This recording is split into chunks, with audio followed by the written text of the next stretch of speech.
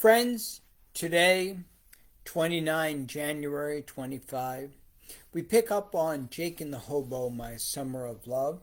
And of course, in the beginning is the van, the Airstream 310. And it says, "If I can't dance, I don't want to be part of your revolution," by Emma Goldman. And in this chapter, we pick up on New Orleans, the adventures where Erasmus P. Hobbs, professional hobo, Good Samaritan, veteran, makes his journey with Jake Meadows, a 16-year-old girl who flees an abusive, impoverished family in Black Mountain, West Virginia.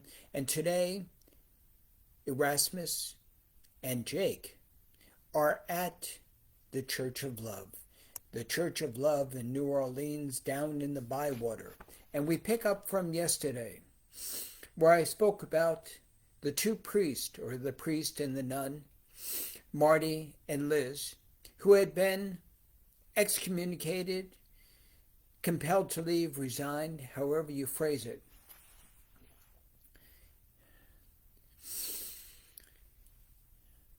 They threatened to evict us, said Marty, and through some more small miracle, the more noise they made, the more our support grew.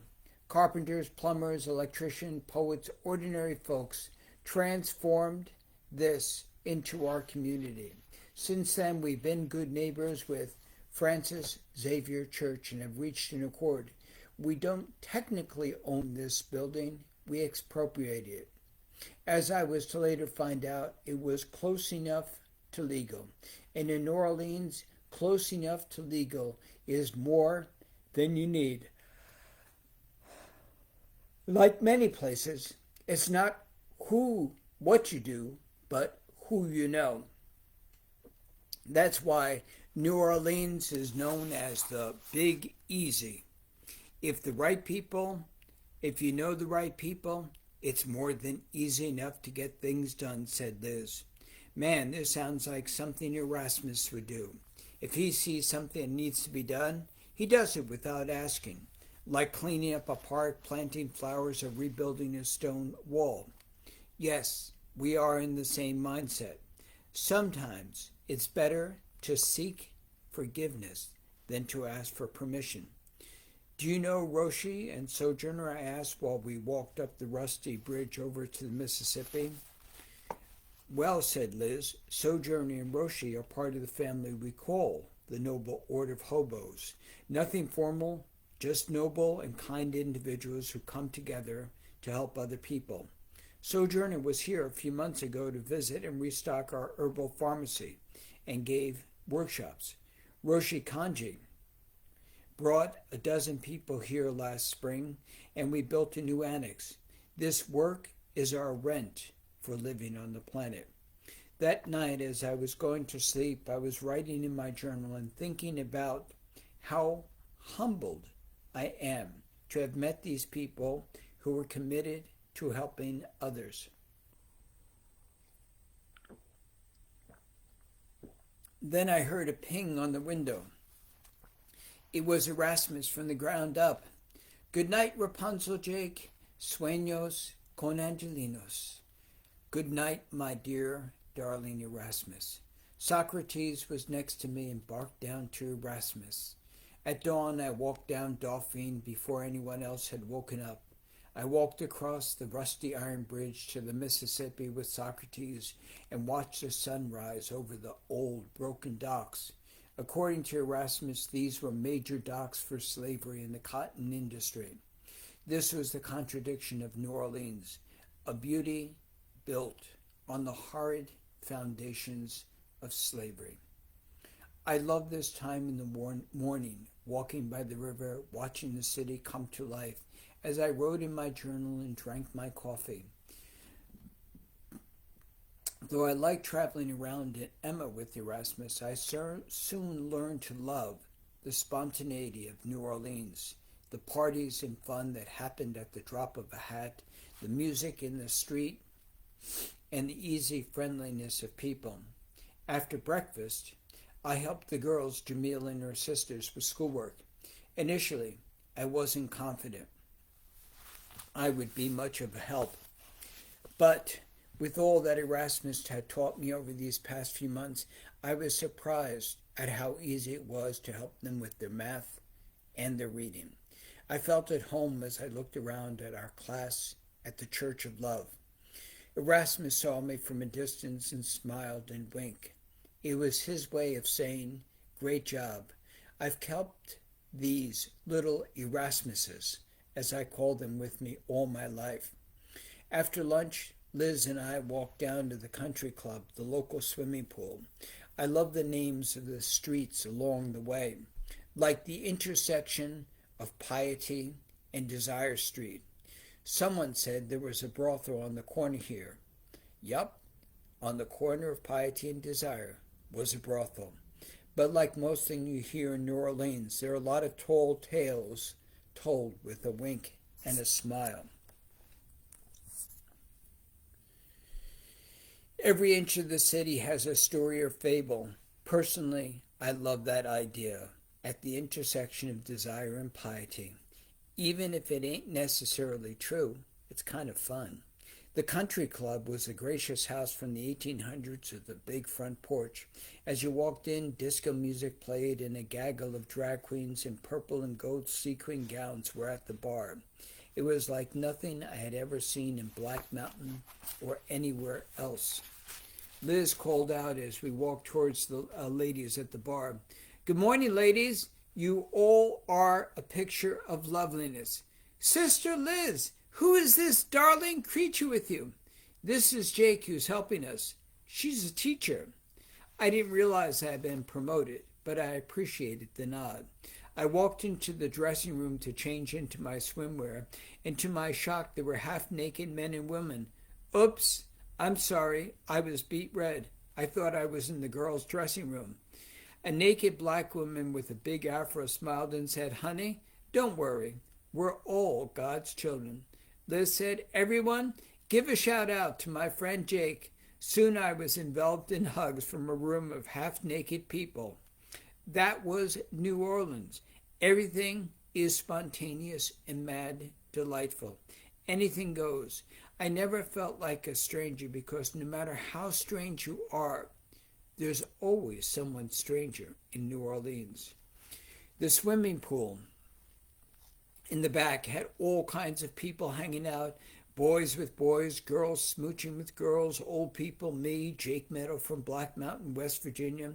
The country club was the hub in New Orleans of straight, gay, lesbian, every stripe of person in between. I felt like a fish out of water, but soon I was laughing and playing with so many new friends. My bathing suit strap broke, and I was trying to fix it when a rainbow-haired man said, "Darling, don't worry. I have my sewing kit with me. Come over here," to the poolside. In a minute, he fixed the strap. Then he looked at me and said, "You're so cute. I could almost be a straight man, but that ain't gonna happen. One more thing." And then he fixed my sagging halter top with a quick stitch. Huh? I thought. My tiny boobs got a facelift. The pool was bubbling with people drinking, and one couple looked like they needed a hotel room. But it was all good fun. Despite the crazy brokenness of the city with the cavernous potholes, shady politics, and the huge divide between the rich and the lower ninth, the Crescent City knew how to have fun. We would come back here often to the pool, and in the mornings a security guard let me in when I wanted to swim without the party. Quickly, I felt at home in the Bywater and the Big Easy. Despite its reputation as the dark underbelly of crime, hopelessness, drugs, and sin, most times I felt safe. Everyone was looking out for me. We had supper with everybody at the shelter. I looked around the room and then at Erasmus. We seemed so at home in New Orleans. Truth be told, I like it here.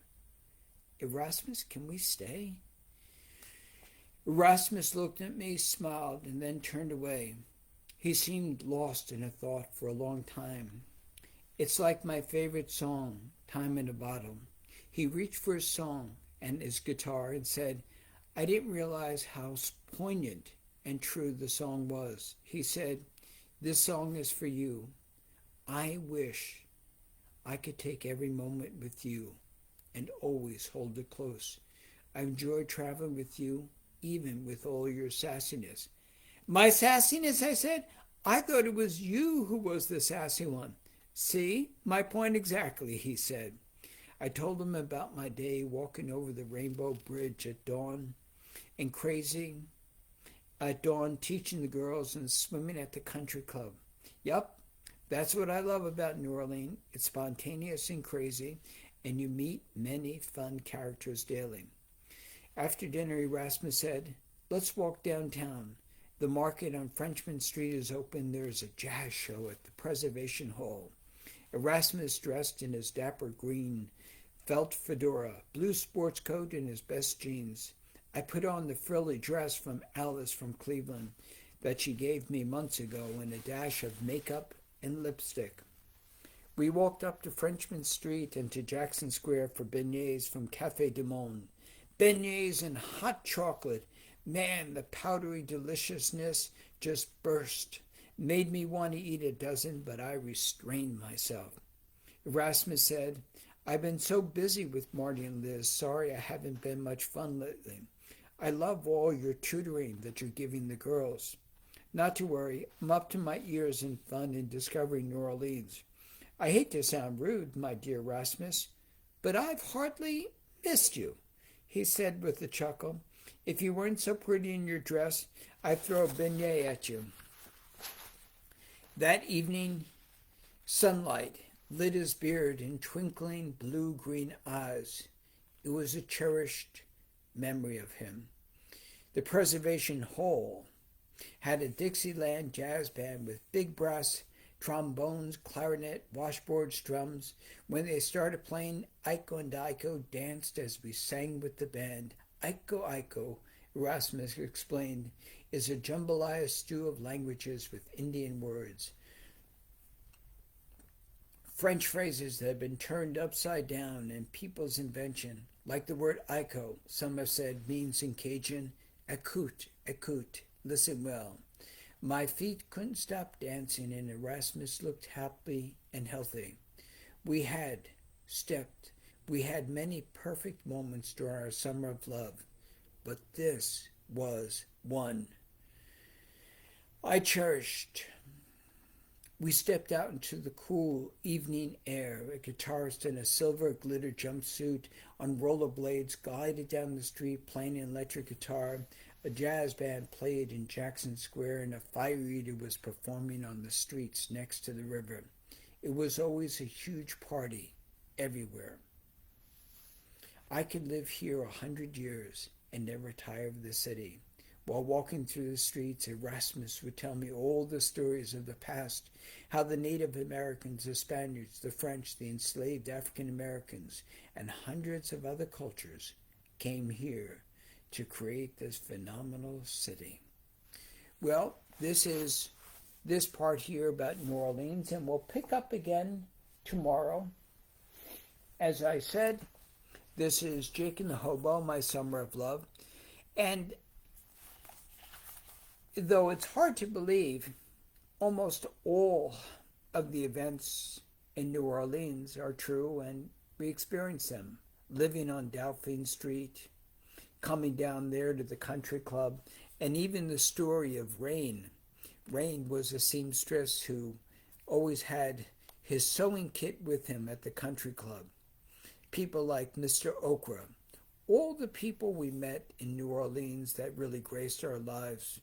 And some of the sadness, some of the fun, but always the most amazing city, New Orleans. And I hope that I was able to capture just a little bit of it. And we'll continue tomorrow. And then also remember, celebrate life, viva la vida, and some of our other friends like God, sex, and politics, which is always fun. So friends, thank you for stopping by and watching. And also, feel free to get a copy of this online, Jake and the Hobo. Just type it into your browser and at Vermont Art Poetry Press. Thank you. Have a good night.